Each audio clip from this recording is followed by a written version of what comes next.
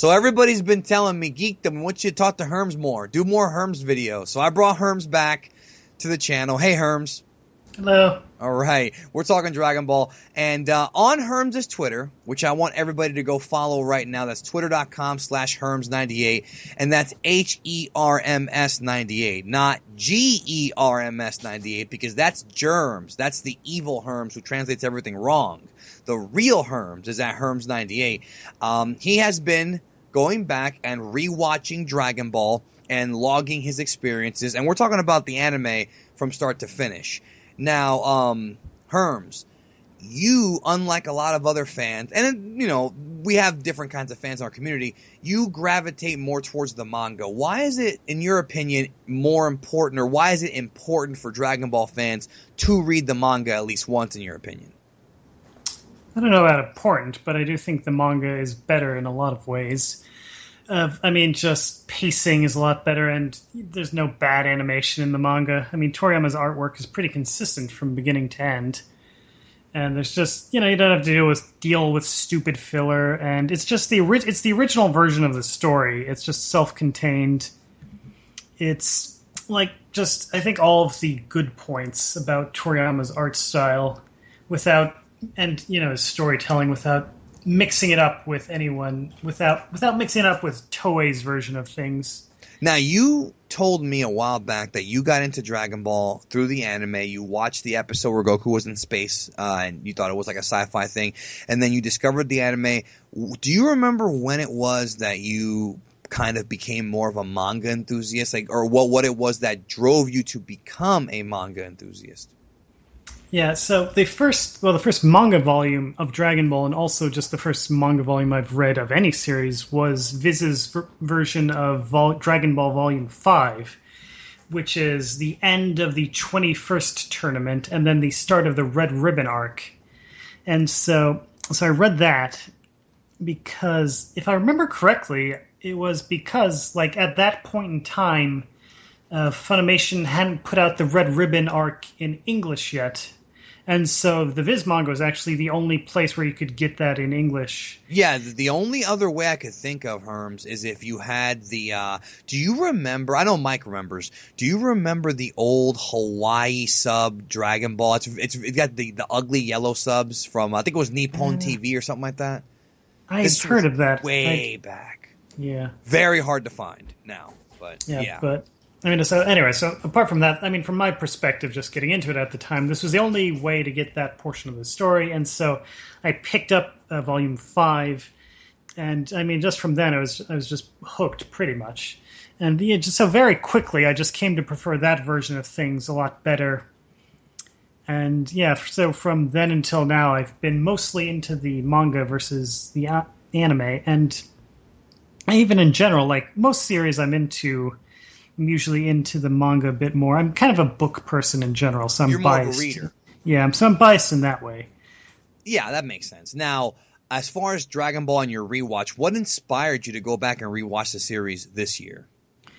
Okay, so, this is something I've been trying to do for a while. At this point, literally years. And so I think 2 years ago, in fact, I tried to do this. And I had this thread on the Kanzenshu forums where I think it was just literally Herms watches the show or something self-important like that. And so... That's okay, I do it all the time. So for each episode, I just write a bunch, just write my thoughts after I did it. And that was kind of the problem, is that I didn't have trouble watching the episodes, but then writing it up afterwards would be... it just kept writing more and more. So I'd spend an hour writing up something on this 20-minute episode, and so just inflated the time way just to where it just wouldn't fit into my schedule. Yeah, these were detailed recaps, kind of, right? Yeah, well, it wasn't even recaps. It was just notes, essentially, just this. You can see in the background of this one shot that Roshi has on his wall a picture of a very specific type of car. And this is true. There's a lot of details in the background, especially early on, where it's just these very obscure cars, like Toribot on that tree. Yeah. Right. Yeah. And just things like that, or just Pilaf in his castle has weird pictures for very strange robots with flashlight eyes that, like, nothing to do with the plot. It's just there, I guess, because they thought it was funny. Anyway, so I was talking about small. He just kept writing about small details, and it took up a lot of time. And so eventually, I just kind of, just had I wouldn't fit into my schedule, so I had to drop it. And then, so flash forward to now, when I'm like, I think part of it is just with Super coming out and people, and just like watching Super every week, and it just got me thinking, like, when was the last time I watched the original series? Just for any reason, like all usually, yeah, like usually when I do. Like, even with the manga, like I said, I'm more of a manga guy, but even then, like, I typically don't read the manga from start to finish. I have done that a few times, but usually I just dip in, like, usually I do it when I'm researching something for some site work or, just some project like that. And the anime, too. Like, the only times I'd ever watched the anime was just to check something. And then sometimes I'd marathon the movies, because that's relatively easier. And so essentially, it's like, I guess you might as well do it now or never. Yeah, and if you go check Herms' Twitter, he's been putting little tidbits here and there of every episode. Go ahead. Yeah, and so that was my idea, is that, like, if it's on Twitter, then by definition I won't have to write too much about any given episode, because it's limited to whatever the limit is. Yes, that's 166 characters, yeah. With pictures, though. Now, Herms, as of this recording, is in the Frieza arc. He's, close to the end, I would say. But, what kind of observations have you made from watching the series? And now, this is your first time watching the anime start to finish. And we're talking about Dragon Ball and Z as well as the movies, not just Dragon Ball Z. You're watching the whole damn thing. Yeah, because actually, like this, so this is my first time that I've ever actually seen a huge portion of the original Dragon Ball anime, which is kind of odd because it's like a portion like in the manga, that's a portion I'm really fond of, but I've never seen the anime version until now. Like, in fact, the Red Ribbon arc is something I'd seen barely any of until now, because, like I said, at the time it wasn't out in English at all, and so I got the manga instead. And then, in fact, I'd heard a lot about how bad the Red Ribbon arc is in the anime. It's better in the manga. Yeah, now that I've actually seen the anime, I can definitively say that, in my opinion, it's a lot better in the manga. It's funny. I will say this, Herms, just real quick. I'm going to interrupt you, but Lance and Mr. Fusion, he picked his favorite arc as the Red Ribbon Army, and a lot of people were like, "Wait a minute, the Red Ribbon Army?" And what they don't understand is that for Dragon Ball Dissection, he's doing manga reviews, not anime. So if you pick the Red Ribbon Army as your favorite arc in the manga, it makes sense way more than picking it as your favorite arc in the anime, because the manga version I felt was way better paced. Yeah, the anime version starts out with about 5 episodes of filler, and most of it's pretty bad. And it just kills the pace. Like, even when they get to the canon bits, you could say, like, they have the exact same things happen as happened in the manga eventually, but, like, it feels worse because it's just come at, like, rather than being the introduction to this story arc, it's just like, episode 6, and so there's no momentum or anything. Like, so in the manga, when Goku first meets Silver, it's at that camp in the middle of nowhere, and it's all very mysterious. You don't know who these people are. They keep talking about this big army and these different ranks and different units, and you don't know you don't really know what's what, whereas in the anime, you've been exposed to all of this for 5 episodes, so that by the time Goku beats Silver, it's pretty anticlimactic. Yeah. I will say this, though, Herms. I will play devil's advocate with you about one thing, just one small thing. The episode, if I remember correctly, all based off of memory, I think it was episode 29, which is the Roaming Lake episode. Oh. No, it was episode 30, Pilaf and the Mysterious Army. That episode, when they open that episode, there's no recap. It's just a picture of, you see, like, the arm and, like, the shoulder and, like, the cigar of Commander Red. I thought that was a perfect introduction to the new arc. I thought it was a great tease. That part was good. It was very Blofeld-esque. I love it, bro. It's like, it's like Dragon Ball Z episode 118, when you see Frieza for just a second at the end of the episode, or even better, Dragon Ball Super episode 46, when you see Trunks at the end of it. You know, he's there. It's a little extra teaser thing for what's to come. I think that was well done.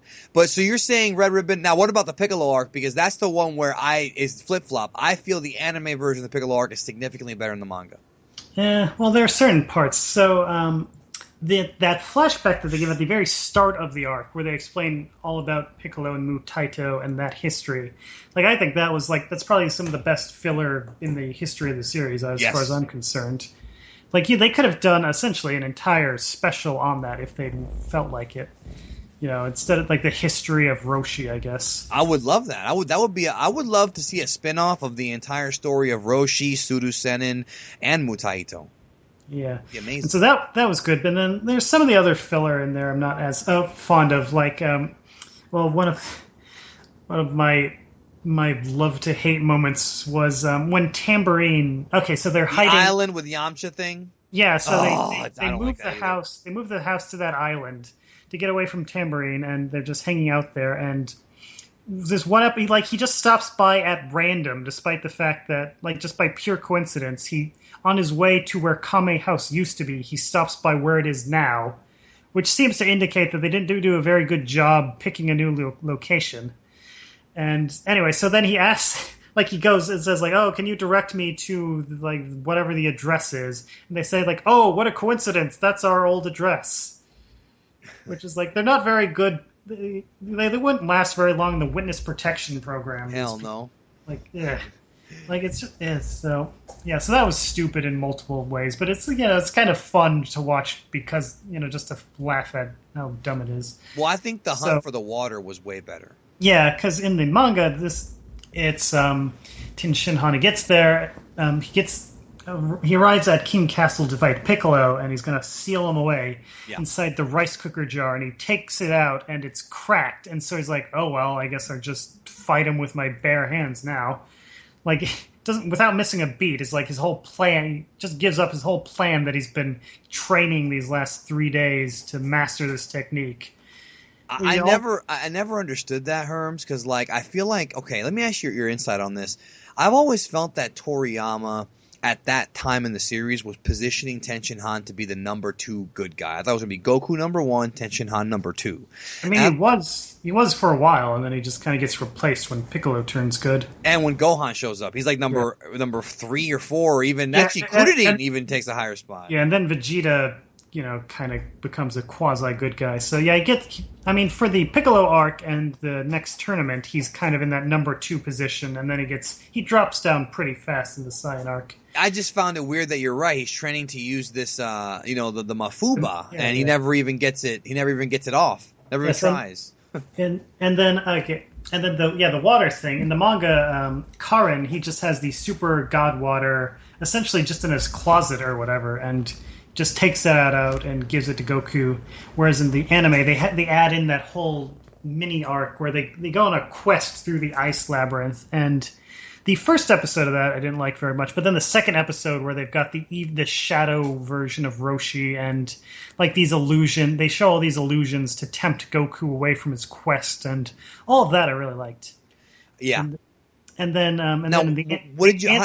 Go ahead. Okay, so the anime adds that, and then of course they also have Tin Shinhan actually use the Mafuba, and then it gets blocked by Drum, and so I thought that resolved that plot line a lot better. I thought a lot better. Now, what'd you think about the heavenly training stuff? Because I thought that was very hit or miss. I felt that the some of the stuff was kind of boring, but the episode where Goku travels through time to meet old Roshi and Mu Taito, even though I never understood how Mu Taito could have whooped his ass so easily, whatever, I really enjoyed that filler. So what'd you think about that? Actually, like, a lot of the episodes in that filler arc, like, I like the ideas behind them, but I don't really like the execution. So, like, with that episode in particular, that's probably my favorite episode that thing, but, like, I think it could have been a lot better than what they came up with. Like I really love that idea of him going back in time and meeting all these people, but, I don't know, it just... Overall, the storyline they went with, it wasn't as interesting as I would have liked. What about the vocal performances and I know you're more of a book guy, but did the vocals, the music, did that add enjoyment to your rewatch of everything so far? Yeah. Well, yeah, I think overall, like if we're talking like the good points of the anime in general are the soundtrack and the voice acting. The animation is kind of hit or miss. Yeah, but when Maeda's on, But, man, yeah, that yeah. 23rd Budokai, Maeda's an animal in that one. Yeah, I mean that's probably my favorite part of this series overall. Just full stop. The 23rd. Well, I felt that the reason, I mean, I don't know if you'll agree with me on this, but I felt the reason why that's such a great arc is because it ties everything back together. Like, we see Chichi return, which actually, one of the things I don't like about the anime is that we saw Chichi make little returns here and there prior to that, including that one filler scene in the Piccolo Arc. I thought that took away from the impact of her showing up as an adult. You know what I mean? I don't know. I mean, the thing I find interesting about that is, like, it seems like they must have known or assumed that she would have been coming back in the main story eventually, or otherwise, I don't know why they would have kept adding in those filler appearances of her. They did it right. It's almost like Toriyama said, "I'm going to bring her back eventually. Don't worry about it." But we don't know that for a fact at all. Yeah, we don't have any behind-the-scene information on that. So it would have been funny. It would have been funny if Chichi, in fact, never came back in the manga, and they just so in the anime we just had these scenes that didn't actually lead anywhere. Yeah, well, thankfully they did, and then also the I loved when and this is, I hate people disrespect Toriyama, bro, because he can be a great writer, when he wants to be, and he certainly has been. When they brought Tile Pai Pai back as a cyborg and he fought Tenshin Han, and that whole like end of that arc. Like, they wrapped up all these little loose ends. Like, they wrapped them up so nicely, I thought. Now, what did you think about the wedding dress arc? Do you think it was pointless? Yeah, like, okay, so I like the last 2 episodes with Anin and that whole mountain. The 5 furnaces or whatever? Yeah, so the furnace of 8 trigrams. That's right, the 8. Which is a concept from Taoism, so... Actually, I guess that's my favorite part of the arc is just the cultural context of the trigrams and the 5. It's the mountain of 5 elements, which 5 elements. That's what I meant. Yeah, the 5 elements of Chinese cosmology, which are water, wind, wood, metal, fire. Yeah, which is kind of the wood one's weird. Yeah, and so obviously different than Greek, where it's just fire, wind, earth, and water. But none of this is in the manga. Yes, and none of it, and that's all new, and then they have the trigrams, which are so essentially it's references to Journey to the West, which is kind of interesting. But so those 2 episodes I thought were interesting, and then the 3 leading up to it though, where the village of it's actually Oolong's hometown, is what they say. But yeah, the village of people who are all just Oolong clones, and the fire-eating bird, and then the ice mountain. I think none of that was too interesting. And the thing that gets me about this arc, though, is like the sequence, when you look at it, like the sequence of events is like completely nonsensical. Like the quests they have to go on where... Okay, so the fire breaks out. It's almost like side quests in a video game. Yeah, right? It's very, very reminiscent of a big fetch quest. And so they're told, like, okay, you need to go get the fan, and then they find instructions for how to make a fan at this place. And then, like, oh, that looks like a book that Roshi wrote. And then they go and follow those instructions in the book. And then it turns out he just wrote it when he was drunk. And then, but, like, so even though, it turns out the reason why they went to these places turns out to be wrong. But while they're at these places, they, by pure coincidence, get the things which they later learn that they need. Convenience. I noticed that, too. Yeah, so like in the very last episode, it's like, okay, they finally, it's not until the last episode that they learn the actual problem, the thing that's been wrong this whole time, which is that there's a hole in the bottom of the furnace, which connects the living world to the afterlife and all that stuff. And so Anin, she's like, okay, so the only things to fix it are the honey from these bees, and then the feather down of the fire-eating bird, all these things that for no reason... Yeah, the old lady Hakake honey or whatever, right? Yeah, and so, like, not only did they visit these places already by pure coincidence, but Chichi has been collecting these things for no real reason. Like, she just takes the eggshell, that's right, it says the eggshell from the fire-eating bird. She just picks it up because she thinks it's pretty, and then later it's like, oh, actually, this is vitally important to save your father's life. It's just convenient.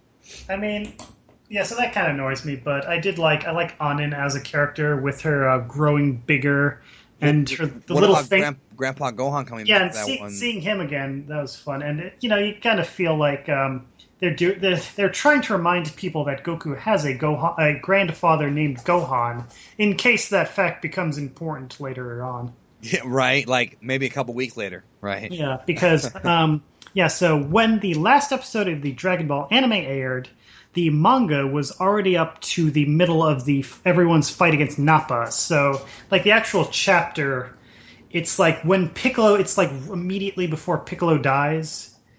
Like I just remember it's like there's a chapter where Nappa elbows him in the head. Yeah, and he has that funny face. I remember that. Yeah, and so that's where they were up to. Like the manga is already well into the Z era, so so they knew that there'd be Goku would have a son named Gohan, named after his grandfather. Oh, and plus the way that the scheduling worked, they would have already known either way.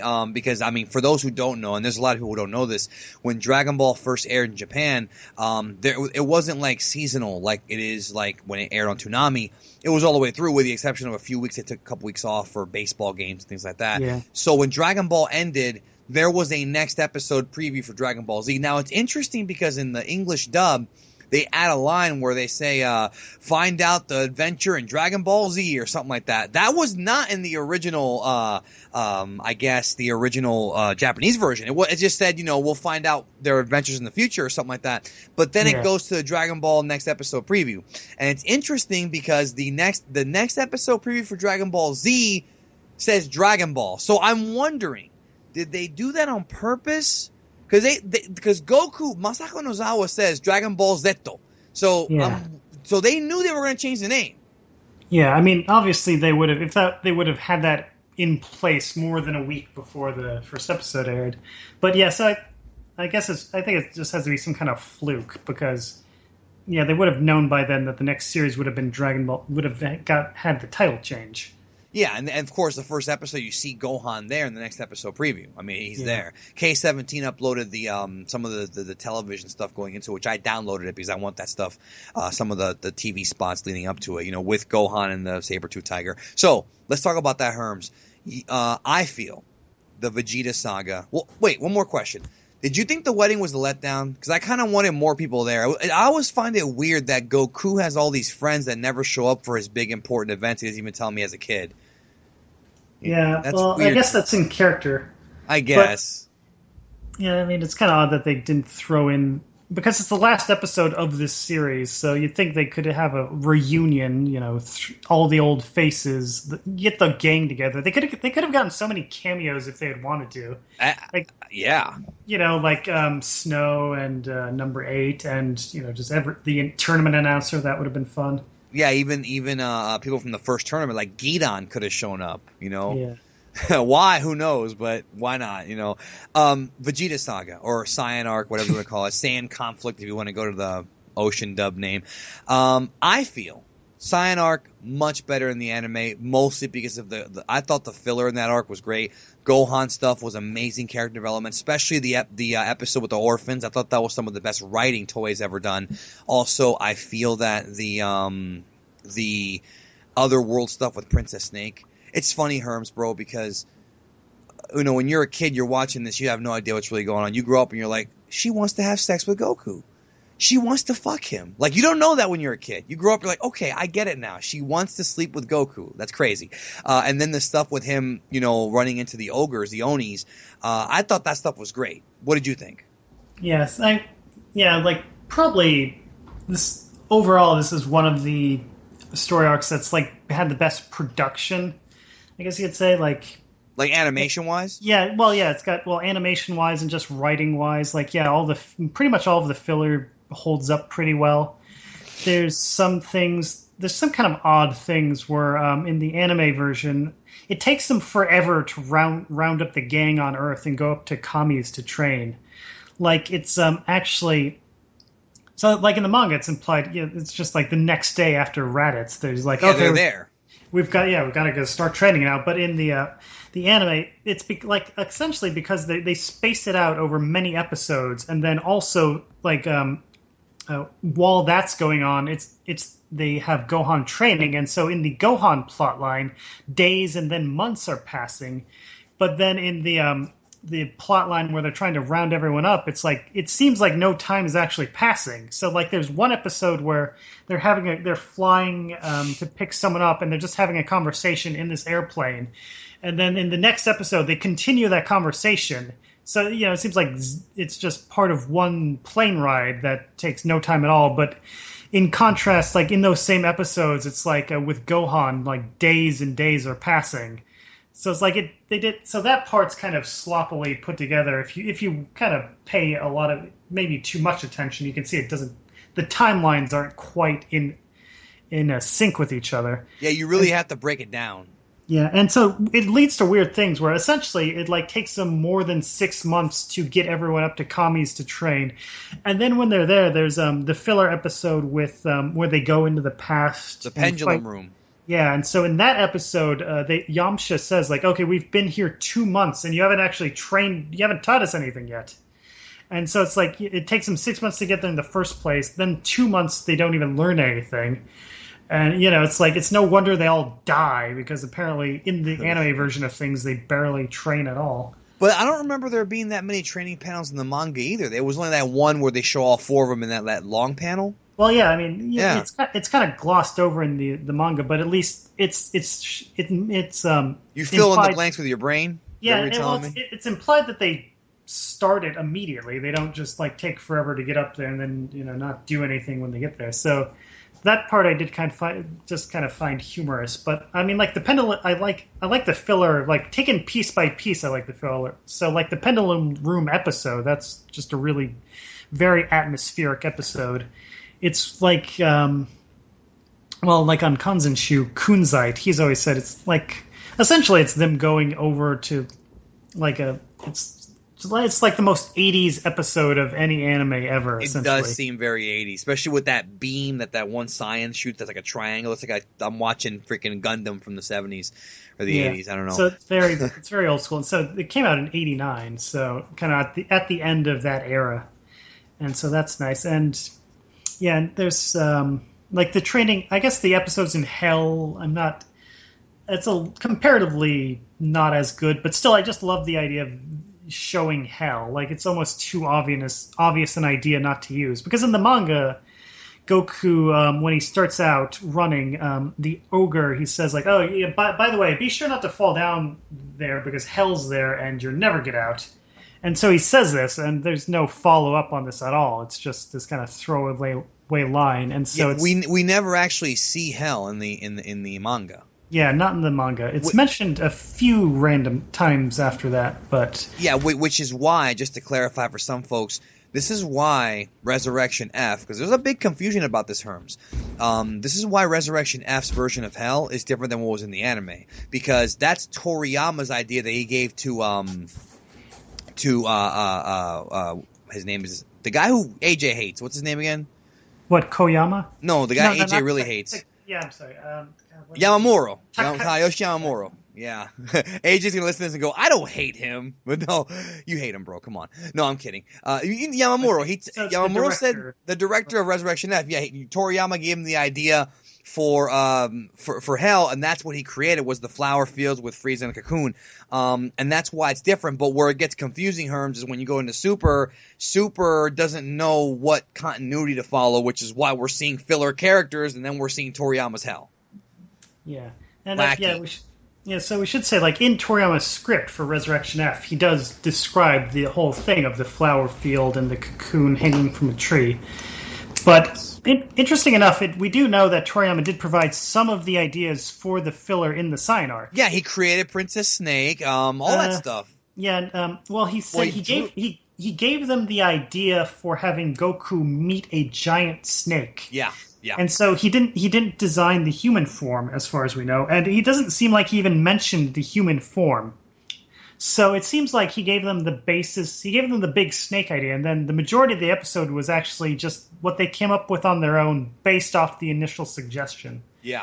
And there's other things like that. So we know that Toriyama actually gave them the idea for the cloud barrier to Hell. Yes. So he told them, like, okay, there'll be these clouds, and you can fall, along the side of Snake Way. So when you fall through them, you go straight through.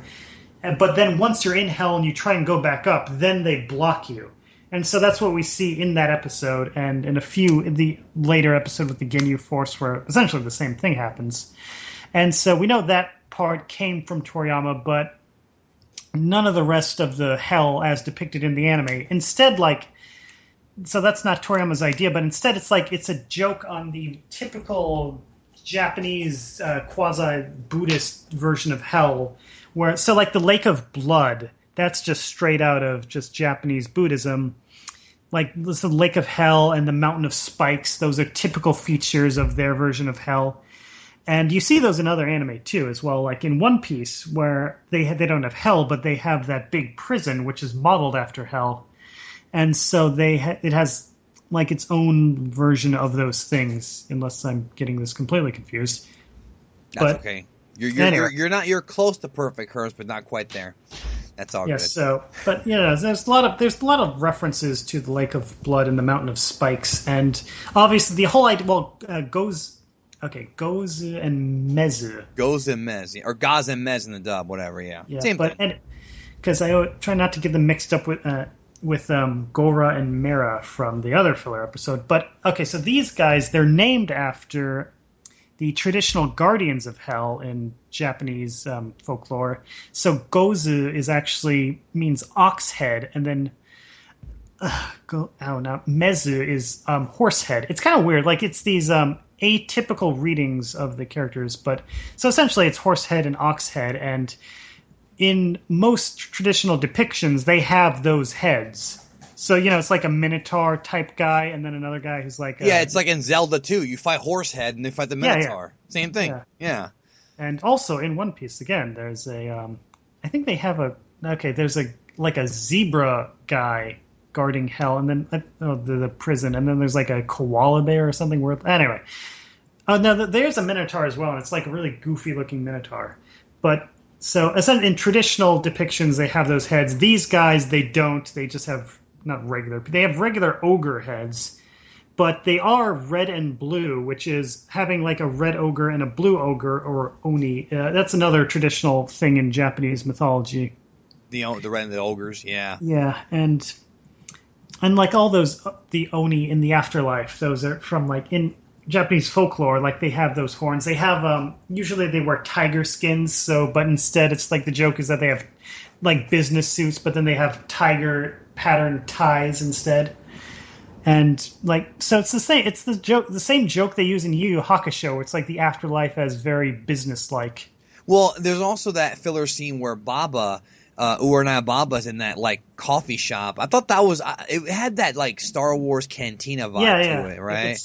And the name apparently, so it's not used in the episode itself, but in production documents and then in the guides, they reference the name of this place is Urameshia, which is a joke on, Meshia is a name for like a fast order restaurant. Meshi is food, and ya is like in this case, like a restaurant, a shop to buy food. And so, but Urameshi is, it's the traditional wail of ghosts in Japanese folklore, which literally, like, it means envious. Like, the idea is that ghosts, if, like, they have unfinished, they're envious of the dead, they resent the dead for some reason. I mean, they resent the living. Like, generally speaking, a ghost will be around because it has some sort of grudge against the living, and then once it's no longer has that grudge, then it can move on and go on to the afterlife. And so, of course, in Yu Yu Hakusho, main character's name comes from this as well, Yusuke Urameshi. Yes. Now, I wanted to also ask you, what are your thoughts on the lunch filler? Because I felt that it was cool to see her. We didn't see her at all in the manga in this part of it. In fact, we probably never saw her again.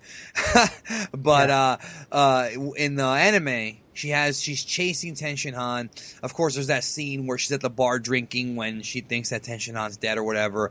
He is dead. Yeah, he's dead. But how did she know he was actually dead? Well, because the anime does have, this is one of the things TV thing, right? Yeah, this thing I did not like, where the subplot where Yajirobe essentially tells the police and the media that the Earth is being invaded by aliens, and so for the rest of the story arc, the main characters keep getting bothered by film crews trying to film it, and then this gets on TV, and there's like a press there's all kinds of things, and so that's with lunch she's in the bar watching on TV as these things happen. So she sees that Tin Shin Han's dead, and then in the actual scene, like she's seen that previously. She's getting drunk, and then at that moment on TV, they have this kind of discussion panel show asking, like, "Oh, what's going to happen to Earth now?" And it's like, I think I mentioned this on Twitter, where it's like this kind of parody of the types of discussion panel shows they have a lot on Japanese TV. I've seen a lot of those. I've seen tons of them where it's literally 4 people sitting around a table talking. Like, Herms, what the hell are they talking about, bro? Yeah, it's just, it's kind of like, well, in America we have The View, and it's sort of the same format, I guess. And and it gets parodied also in One Punch Man at the very start, where they have people discussing the mosquito epidemic. And it seems like a lot, like, I guess these people, somebody must be liking these shows in Japan because they have so many of them. But on the flip side, it seems like a lot of people don't like them either because they get parodied a lot. So, like, even in Dragon Ball Z, in that episode, the bartender he turns it off, I think, in disgust. He's like, they don't actually know what they're talking about. Who cares? Yeah, it's wacky. Now, your thoughts on the orphan filler? I thought that mostly. I want to get your thoughts on the Gohan filler mostly. Do you have any thoughts on that? I mean, of course, it's on Twitter, but I mean, anything else you want to add to what you said on Twitter? Well, yeah. So, the orphan filler, as I think I said, I thought it's like a really good episode of another show. I loved it. Yeah, I it's totally loved it. I think I was a little more ambivalent, but yeah, it's like it was very. There was the only thing I can say that's wrong with it is that it feels out of keeping with the rest of the series. But I guess that is one advantage of fillers. I can have like one-off episodes like that just feel very different from the rest of the series. And so yeah, it's like it was almost like. What's that? There's that long-running anime series they have where it's essentially like Masterpiece Theater, but it's not. Never heard of it. It's called. Well, it's they just adapt like famous works. Like they adapted Heidi. They have things like that, and I'm not even sure why. For some reason, that reminds me of something that would have been on that, where it's, just dealing with orphans, this kind of more down to earth kind of thing, and it has the moral of the story is that essentially they have to grow up and go to the orphanage, and they can't just live free forever. Yeah, and the whole thing was that Gohan had to understand that, because the thing that hit me is when they were like, "You have a mom." Like, Gohan had to understand how lucky he had it versus other people, and he has to protect those other people. I thought it was very well done. What I didn't think was well done, Herms, was that weird episode. And a lot of fans didn't even know this was filler. The episode where Goku's ship projects the moon, that's not in the manga at all, and it's kind of somewhat of a contradiction in a way. Yeah, it doesn't make a lot of sense that... the explanation we get later on is that the reason why Saiyans transform into great apes when they see a full moon is because the moon... Okay, sunlight, when it is reflected by the full moon, somehow becomes imbued with waves, these things called Brutes waves. And then when it's a full moon, the amount of Brutes waves surpasses like 17 million or some crazy number, and then they absorb it through their eyes somehow, and so that triggers the transformation. And so anyway, based off this, it's necessary for sunlight to be reflected off a moon for the transformation to occur. And then when Vegeta makes the fake moon, like essentially the idea is that this thing, it's not the size of a real moon, but it still is capable of reflecting sunlight. Whereas this hologram I'm no holographic expert, but it would seem like this would not be able to do that. And so it's kind of a plot hole in that way, and that it doesn't really seem like it would work given the explanation we get later on. And then apart from that, there's, just the fact that Goku's spaceship would happen to be out there, because I don't want to get too hung up on the geography of the Dragon Ball world. Conveniently it's in that valley. But yeah, I guess they kind of retroactively, they come up with the map of the world in JAYAIN 4, and then that kind of gets used in video games and other guidebooks. And yet Super has the United States and South America. Yeah. But anyway, so according to that version of things, like you would think Goku. Well, I guess we don't know for sure where Goku landed in the manga, but you would assume it would be somewhere near where Grandpa Gohan lived. Mount Paozu or whatever. Yeah, well, that's another. I mean, speaking of which, speaking of the filler episode with the orphans, that is the first use of the name Mount Paozu for Gohan, the location of Goku's house. Uh-huh. And so that name in the manga, it is never used. Yeah, it's not. Did they even give that location a name in the manga? No, it's just nameless there. I mean, number 16, he gives the coordinates as like Eastern District 58, whatever. Just this very like a postal code type thing. Yeah. But there's no there's no specific name for the region they live in. But the anime in that episode I think it's Dragon Ball Z 16. That's when they introduced the name Mount Paozu. It is 16, yes. Yeah, and so that gets used later on in the anime for that location. Which is, so oddly enough, so in the manga, it's not used for the place where Goku lives, but it is used as the name of the random old woman who has the 6-star ball during the Oolong story, the Oolong bit at the very, very start of the series, where, she's just the old lady, and they're like, okay, you've got that ball, we'll defeat Oolong for you if you give us that in return. And so as part of that sequence, they mentioned that this lady's name is Grandma Paozu, and this gets in the Viz translation of the manga. They leave that name out for just whatever reason, but it's there in the Japanese manga, and I'm not sure how the dub. I don't know if the Funimation dub leaves that in or not, but it's kind of interesting that that's the only instance in the manga of that name being used for.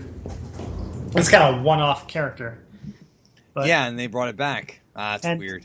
And anyway, I guess very quick. So Paozu comes from Baozu, which is a Chinese dumplings. Yes, and they're good.